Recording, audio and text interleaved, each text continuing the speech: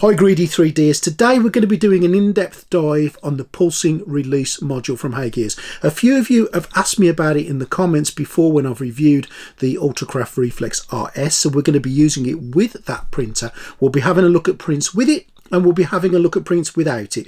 We'll see if we can see any difference and we'll see what differences it makes to the printing process, whether we use it or whether we don't, and we'll talk about it at the end, about what we think and some conclusions we can draw. Stay tuned.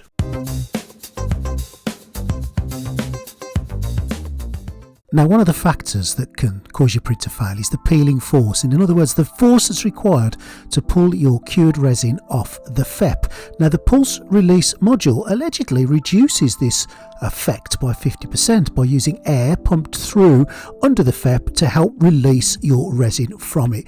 Also, it claims that it's 20% faster printing speed and uses 25% fewer supports. All this will make less resin in a quicker time with a better outcome. Let's have a look at it. So this is the Ultracraft Pulsing Release Module. It's compatible with both the original Ultracraft Reflex and the Ultracraft Reflex RS. And you will need to tell it which one you want when you buy it in the shop, should you choose to buy it. So what are you getting for your money? Well, you're getting the Pulse Release Module and you're getting also a Pulse Release VAT. You cannot use this with the standard VAT. You must use the Pulsing Release VAT to make it work. And here we have the version for the Ultracraft Reflex RS. This includes the Pulsing Release Module and the heated VAT. Now, you will need to do an installation of this, and the installation is relatively simple. You can get hold of a video that shows you the whole process, and don't worry if you can't find the video. I will put a link to that video in the description. It's easy to follow.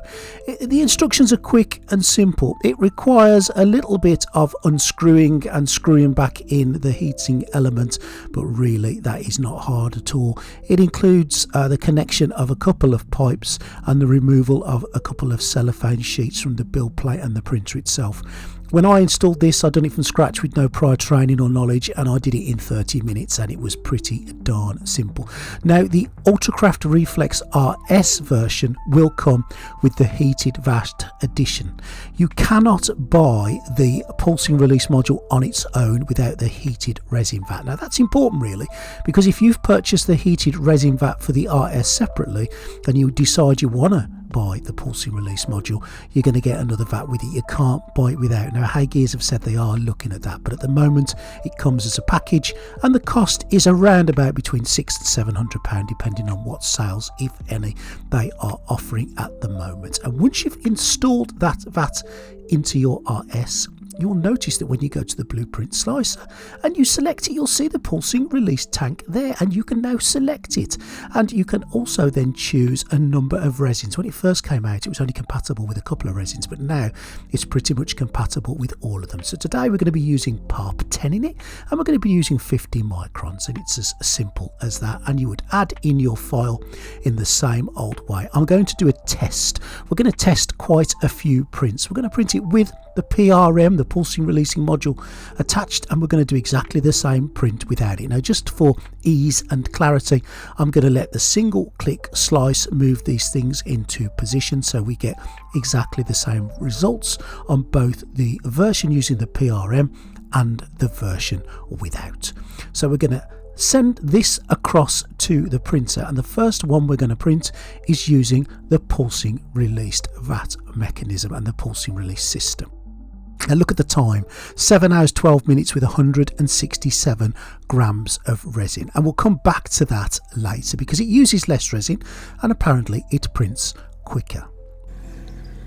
When you first turn the machine on, once you've connected your PRM, you will get this, and this is the sound that it will make. Now, this is relevant.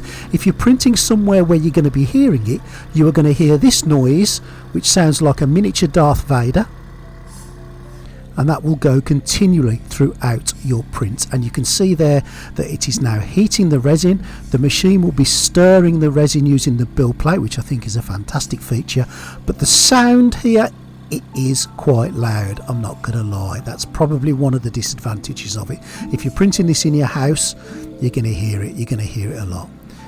It's working well. I've gone back and checked on it after a few hours, and it took about the time that it suggested to print, and it's printed it absolutely fine. The proof of the pudding of this is going to be in examining the files a little bit closer once they've all printed, looking at the time it takes to print with and without the PRM attached. Now I'm happy to say that getting this model off the build plate was easy. I just used the spatula to ease it off, a little bit of a wipe of the build plate as normal, and I'm going to be using the HeyGears washing station to clean all the prints here. I've reduced the speed to around about 90 revolutions just so I don't damage anything, and once it's all cleaned it's going to be out and down. I'll get the hairdryer on it, just a bit of a clean. I did clip a little bit off just so that I could make sure I recognise which one was the PRM, but then I realised, Tone, you plonker, you could have just written on the bottom with a pen if it's PRM or not, which is what I did. I did exactly the same model, but this time I chose not to use the pulsing release module, selected the PARP 10 resin and 50 microns and used this Tayo model from Gambody. Exactly the same setup process, etc. Now you'll notice that not using the PRM, the time for printing has increased to 7 hours and 36 minutes, and also the resin has increased to 182 grams. Now this means you're going to use 15 grams more resin and it's going to take 24 minutes longer. Now when you first tell it to print, you'll get this warning, and the HeyGears is basically saying, hey, you got the PRM attached, are you sure you don't want to print using it? You'll save time, you'll save resin. On this occasion, obviously, we're going to continue because we don't want to use it, and the HeyGears PRM will not burst into life and will remain silent throughout the print. And we can see at the end that it's printed beautifully, as we have come to expect. So we're going to get it off, we're going to clean it in exactly the same way, we're going to cure them both for 5 minutes, and then we can have a look at them. Now for the second print, I'm going to use the Wolverine head, both cowled and uncowled by Wicked, and I'm going to do the first slice with the PRM, and we can now see that with the PRM, the actual times that we are looking at, the scores on the doors, if you will, we're going to be using around about 271 grams of resin, and it's going to take 7 hours and 47 minutes. Without the PRM, it's an extra 5 minutes at 751 with an extra 23 grams of resin. And here we have the lineup. We've got on this side, on the right hand side, we've got where we have used the PRM, and on the left hand side of the three models where we have not used the PRM.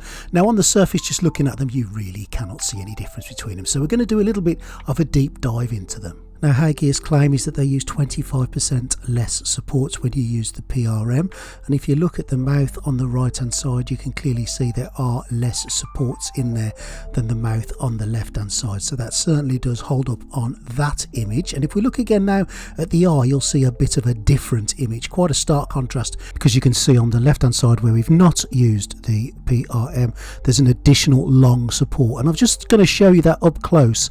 There on the left is the no PRM, there on the right is the PRM. You can see, and it's not always easy to see, but you can see on that example there that there are less supports being used. 20% is what they claim. I'm not really going to say I can prove that or not, but I would suggest that's not a million miles away from where it is going to be. So let's just have a look at how easily the supports come off. This is the no pulse release module, and normally I wouldn't get the supports off after everything has been cleaned and cured, because that just makes life a little bit more difficult. I'd rather get the supports off before it gets cured, but I'm going to say that without the PRM, the supports coming off not too difficult, they're coming off okay, but let's try it with the PRM. Now again, if you imagine that the contacts are a little bit smaller, there's a few less supports, it should come off easier, and you know what, it does actually come off a darn sight easier. It didn't require quite as much of my time or effort to get them off. Looking at the other one as well, here is the head with no PRM, and just getting this off, it came off. It wasn't the end of the world, it wasn't too difficult, but again, more difficult to come off when everything is cured. A little bit of a twist and they all came off, and I've not got any dramas really with how they came off, but we'll look at the pulse release module. Again, there should be 20% less or 25% less, and it should come off easier. And you know what? It has really. One twist and it's off. So again, I think the less supports, the less contact seems to be proving a point that they do come off a little bit easier. And if we just look at them both together, you can't really tell much difference with them. The quality of the print is awesome. All right, there's a little bit less supports in the nostril on the right hand side. Again, I guess that goes with the statement that 25% less used, but the quality's grand. It all looks brilliant. There's not a 100% difference, but there is a very, very slight difference. The one on the right is using the PRM. The one on the left is no PRM, as you can see, and the one on the right may be a little bit cleaner on the lines, a little bit cleaner on the chin, but nothing too drastic. But that's the difference. The difference is minimal. It's not a massive difference, and when you consider the cost of the pulsing release unit is 600 quid. We'll talk a little bit more at the end about whether we think it's worth it or not, but let's just look at the last model now. The pulse release module is used on the one on the right. Now on this one, the end result, I can't really see too much difference in it. I really can't. I've had a good old look and I can't see too much. I'm sure there is a difference. The weight was different, so there was definitely less supports, but I can't see a huge difference in the pits and divots that's left behind when the supports have come off. Now the pulsing release module is an expensive bit of kit, and I guess whether we recommend this piece of equipment or not will depend on whether you as an individual feel that the changes that it makes justify the cost. Everything is about the cost. Now when we look at the cost of it, it's £600 to buy. That's a lot of money. Now whether you can justify spending £600 on a piece of equipment for your 3D printer against whether you want to spend that £600 on maybe another area of your hobby will depend on how important the factors the pulsing release module and the improvements that it makes bring to your 3D printing game. So let's look at the statements that HeyGears make with it. One is that it prints 20% faster. There's no denying that it does prints faster. The other claim they make is it uses 25% support settings. Yes, it does use 25% support settings. I found that the weight is a little different, and you can justify to a point or other that it uses less weight than a non-pulse released moduled print. So yes, it does. Sometimes you can't actually see the difference if you physically look at the supports, but that doesn't mean they're not a difference, because the weight would suggest you're using less resin. And thirdly, it suggests that it uses 50% less on the suction force and reduces that peeling force by 50%. I've got no way of checking that claim in my little man cave here. I don't have the necessary scientific equipment to do that, but I think common sense would dictate that if the other two factors are doing it, then there must be a reduction in the peeling force for it to work. Whether I would recommend you buy it or not, again, comes down to you as an individual. Personally, I don't run a print farm, so I'm not producing print after print after print after print. The time that print takes is not grossly important to me. Whether it takes 7 hours or 6 hours, it doesn't really change things for me. The savings in resin that it saves you on the amount that I'm printing, for £600 of an investment, it would take me a long time to recoup those savings in resin. It'd take me years to recoup that. And so the speed and the savings in resin for me as a personal user of 3D printers, and the RS in particular, a £600 investment for me. I could think of things I'd rather buy for £600 that would improve my hobby more than a pulsing release module.